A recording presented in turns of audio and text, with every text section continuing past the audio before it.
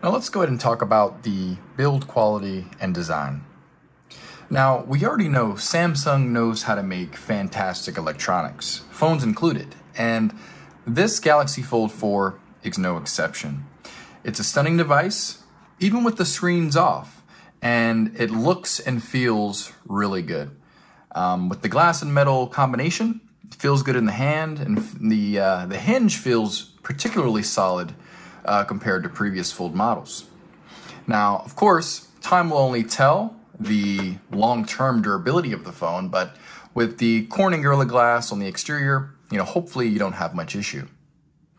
Naturally, with this type of device, which by the way has an IPX8 rating, will require a bit more care on a daily basis. It's water resistant, but not waterproof. So while Samsung claims it can be submerged 1.5 meters for up to 30 minutes, I would not recommend testing that theory. Also note, there is no dust rating, so be sure to keep the Fold away from sandy beaches or pockets with excessive debris in them. Early reports do seem to indicate that the hinge assembly does a good job of preventing small debris from entering it, but again, probably not worth the risk. Now, furthermore, when dealing with the interior display, it's a softer glass, so during the setup process, you were warned. You'll want to take lots of care in making sure that no debris gets stuck between the panels, as that obviously would create a scratch hazard. Just some good food for thought. And of course, you can go check out my friend Jerry Rig Everything, where he demonstrates this in much further detail. Now, fortunately, there are a good number of cases available for the Samsung Galaxy Fold, like this case I have here made by Supcase, which, does add a little bit of bulk, but is, a great way to protect your investment. Not a huge fan. It looks like a lot of the the Fold cases are including a little bit of adhesive to help adhere it to the phone, which I'm not super thrilled about that, but it did seem to come off clean when I did pull it off, but hopefully it doesn't leave any residue. But just circling back to the design of the phone, it is a beautiful phone. I mean, no denying that. It's a beautiful device to look at, and obviously is fairly familiar to what we've seen before with last year's Fold, of course, the 3-camera setup and whatnot. Now let's go ahead and talk about displays. On the exterior, we've got a 6.2-inch HD dynamic AMOLED display with 402 pixels per inch and 120 hertz. So really nice display. On the interior, 7.6-inch QXGA Plus dynamic AMOLED display, 374 ppi, HDR10 Plus certified, and of course 120 hertz as well. In my test over the last week, both displays get really bright and really no complaints. They look fantastic, really from any angle. Let's talk about this crease in the screen here. Now, looking at it from straight on, and I know this is kind of a big pain point among Fold users. Looking at it straight on, you can't notice it, right? It's not perceptible when viewing content. It's really only when you go off axis is when you start to see the crease a little bit more. You can see it there in my lighting, and of course when you're swiping through different screens, you can feel it in the center as well. But all in all, not going to be a deal breaker, I don't think, for most people.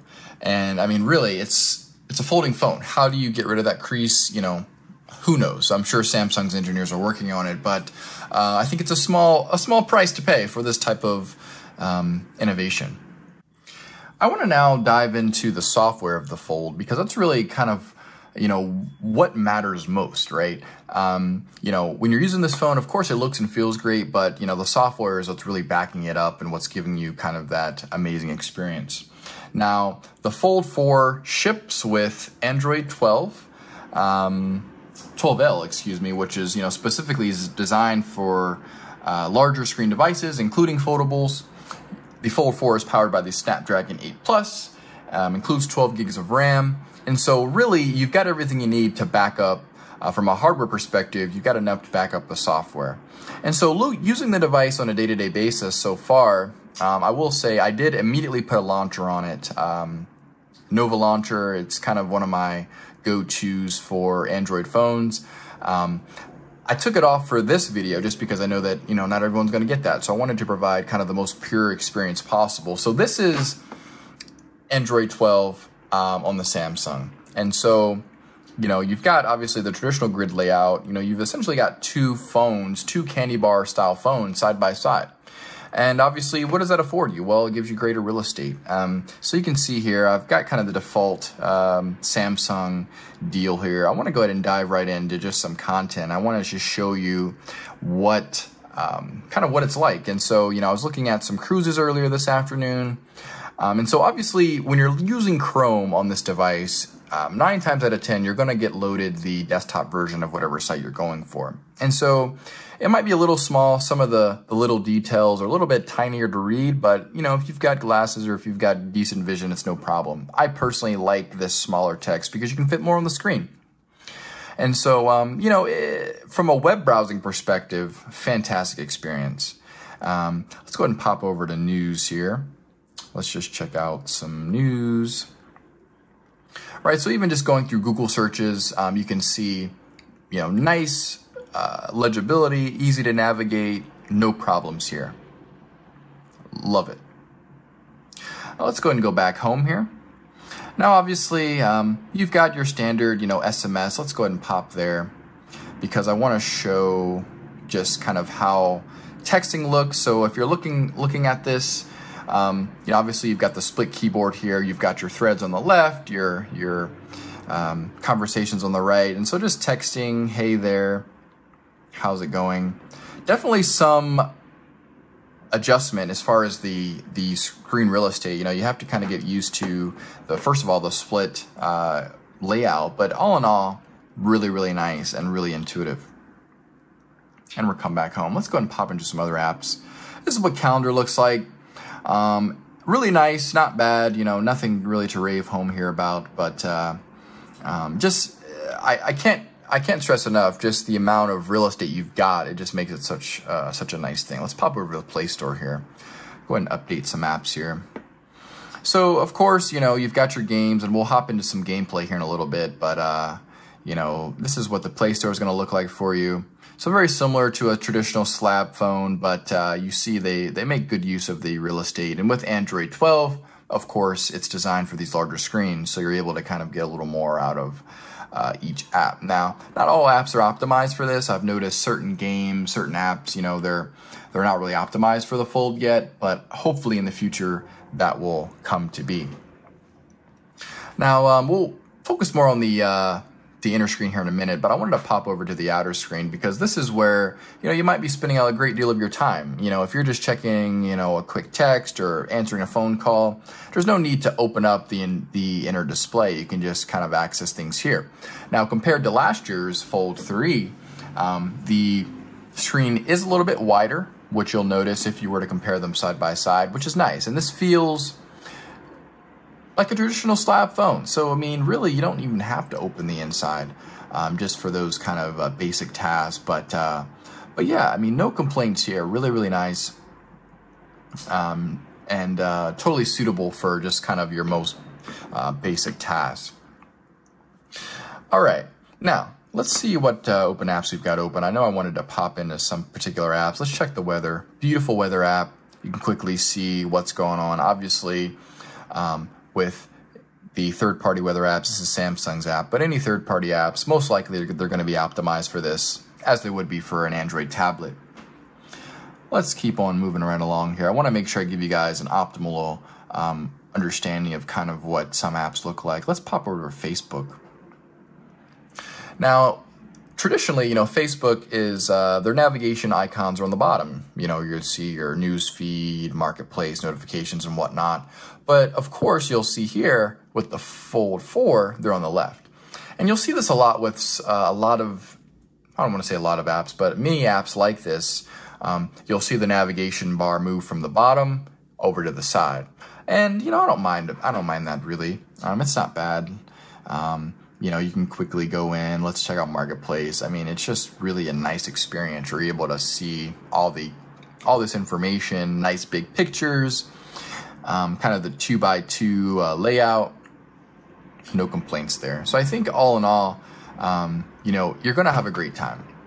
And of course, with the Fold 4, there's a ton of different multitasking options. If you swipe right from, or swipe left from the right side, you can see, you can quickly, well here, let me show you guys. Let's go back over to Chrome. I'll swipe over, let's say we want to bring in YouTube on the right. So what we'll do, we'll just tap that. Oh, just kidding. Let's make sure we know how to do this.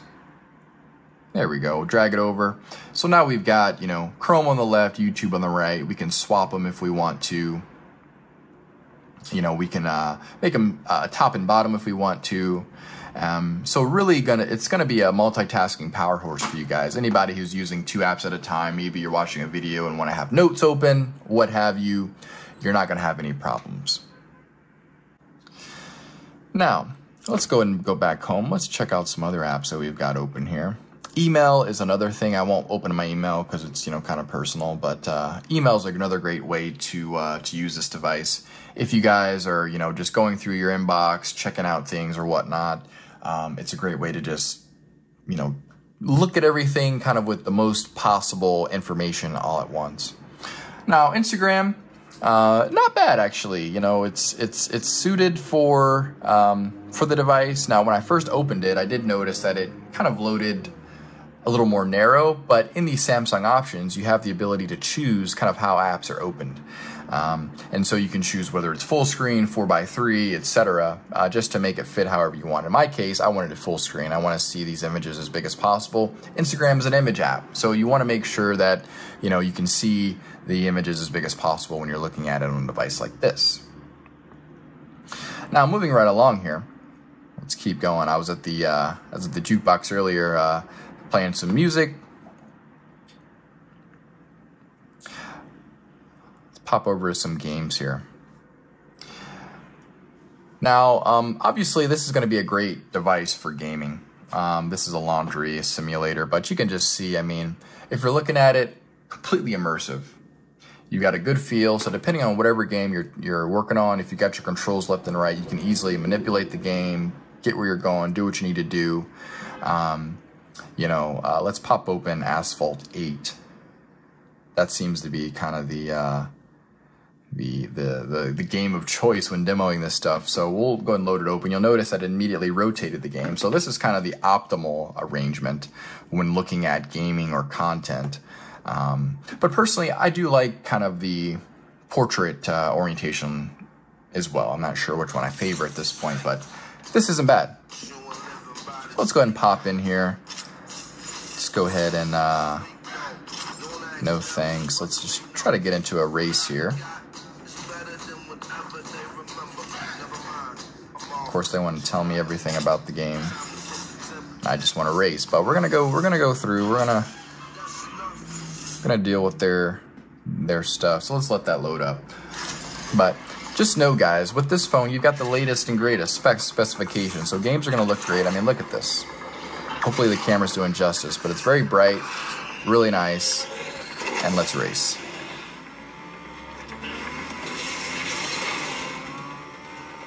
And of course we've got it on auto steer mode, which is not my preference, but let's go ahead and rock on here. All right, we're holding, come on. There we go.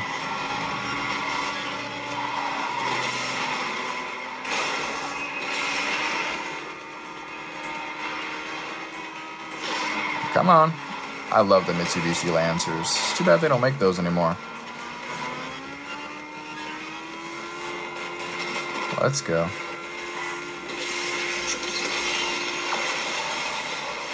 So, really, really nice, guys.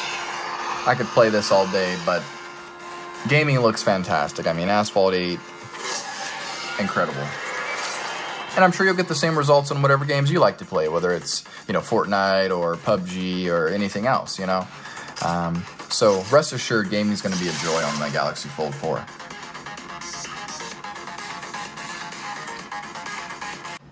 Now next, I want to talk about some other content consumption options. I want to pop over to YouTube.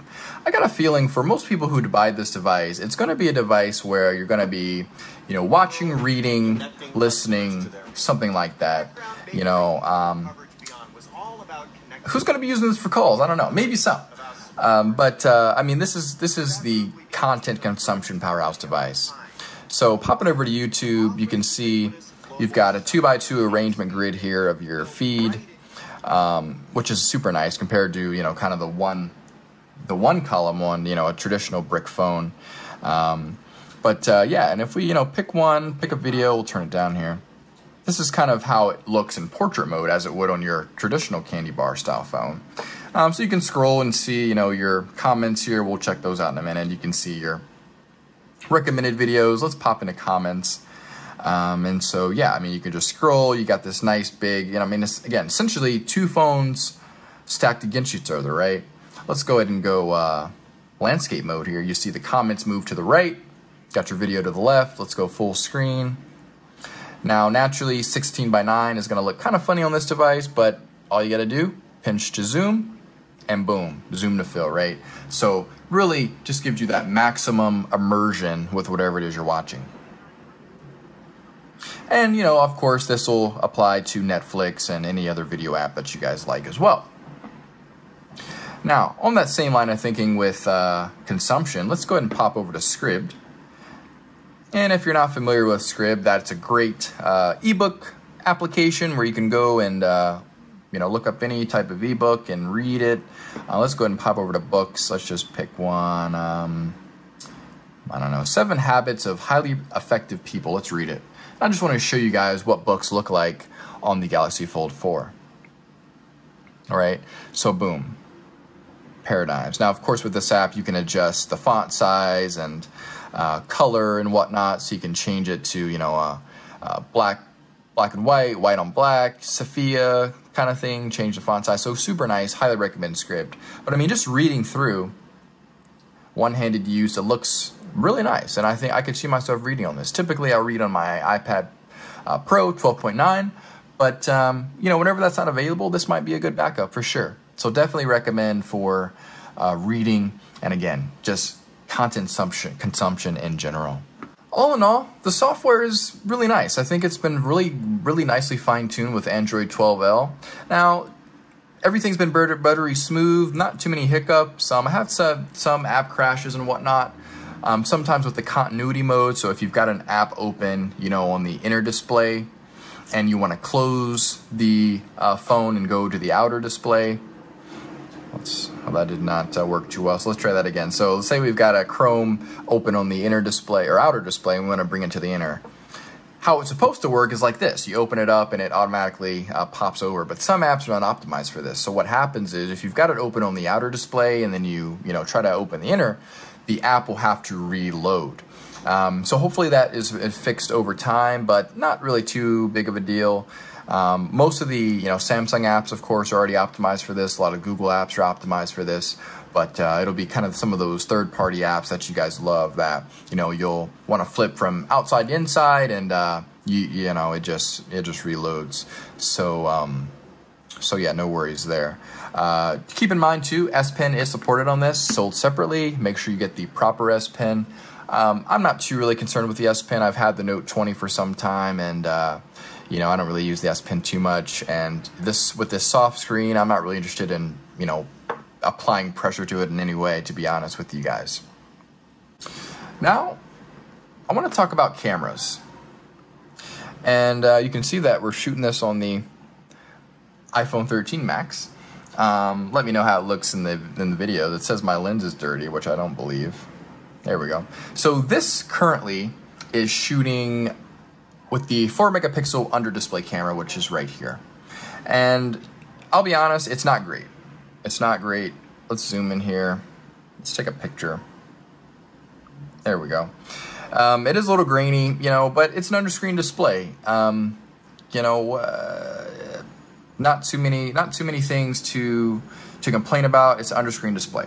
Now, fortunately, what Samsung allows you to do is if you want really good selfies, what you can do is essentially use the outer display for selfies. So you see I've got the back camera activated right now. So you see this little button up here. If we click that, what happens is it now gives us a preview on the cover screen.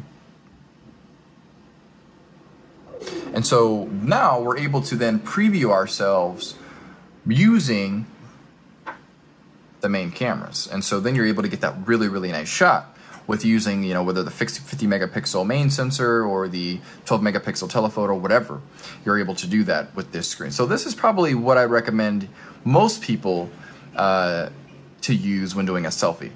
Would not recommend probably the on-screen or under-screen selfie mode. Although, for video calls and whatnot, you know, Google Meet or Facebook Messenger or whatever, I think it's perfectly sufficient for that. But as far as taking photos, you know, you're going to want to use probably the main sensor. Now, fortunately, you do get a decent underscreen camera on the, not underscreen, selfie camera on the outer display.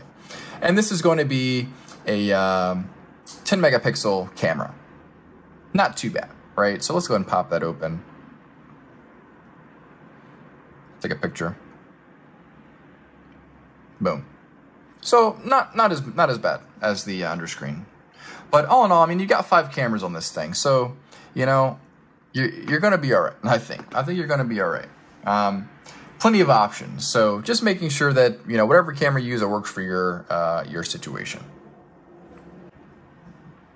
Now, while we're on the topic of cameras, and then we'll move right along, you do get dual optical image stabilization, 30x space zoom or 3x optical zoom, so super cool with that. It does shoot 8K video at 24 frames per second, 4K video at 30 and 60 frames, 1080p at 30 and 60, as well as 720p at 30 frames as well. So you got options, tons of functionality. They do offer this kind of preview mode as well. So as you're taking pictures, you can quickly see, you know, what the last takes were. So that's kind of a cool feature and a great way to make use of the extra screen real estate as well. Now you might be wondering, with this device, with all these, you know, big screens and whatnot, all these cameras and such, how's battery life? Well, not bad actually. Let's talk about it. 4,400 milliamp hours, does support super fast charging, fast wireless charging, and reverse wireless charging. Samsung claims that with a 25 watt power adapter sold separately, you can get from 0 to 50% in around 30 minutes. So not too bad. You know, 35, 40, 50 watts or more would have been nice to see. You know, certainly from some competitors offering 60 plus watts of fast charging, but what are you going to do?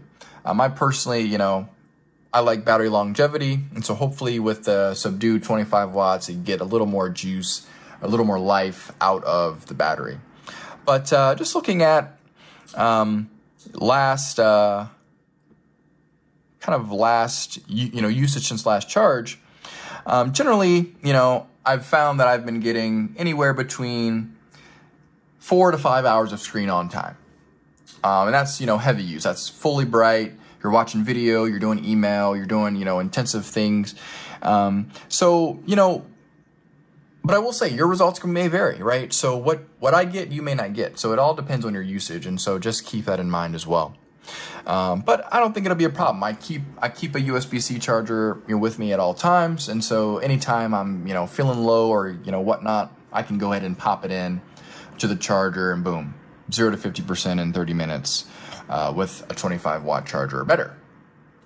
Now just some other thoughts as we wrap up here. The Samsung Galaxy Fold is an incredible device. Like I mentioned, you know, Samsung, they know how to do this. They know how to do this, right? And this is the 4th iteration. So they've had time to refine it, get it to where it needs to be. Granted, that's not to say that there's not some other areas for opportunity, right? Bigger battery, getting rid of this crease in the screen here, making the exterior display maybe a little bigger, right? But if you're coming to this device from another Android or an iPhone, I mean, there's just so much to love, and there's going to be so much to just get acclimated to and to just enjoy, right? like I said, I think this is ultimately a content consumption device. You know, you've got the dual stereo speakers on either end. They sound pretty good. If you're not watching video, looking at photos, reading things, I don't know what you're using this for. But yeah, I mean, shout out to Samsung. They've done a great job here. And would I say it's worth $1,800? I don't know about that. You know, this phone would have done a lot better in the $1,499 price point. But, you know, you got to pay to play. And I'm happy to pay for this particular device. And so that is about it, guys. I thank you guys for watching. Maybe I'll do another update on this device in maybe another few months or so. But this has been the Samsung Galaxy Fold 4. I'm Cameron Wallace. Thank you for watching, and I'll see you in the next one.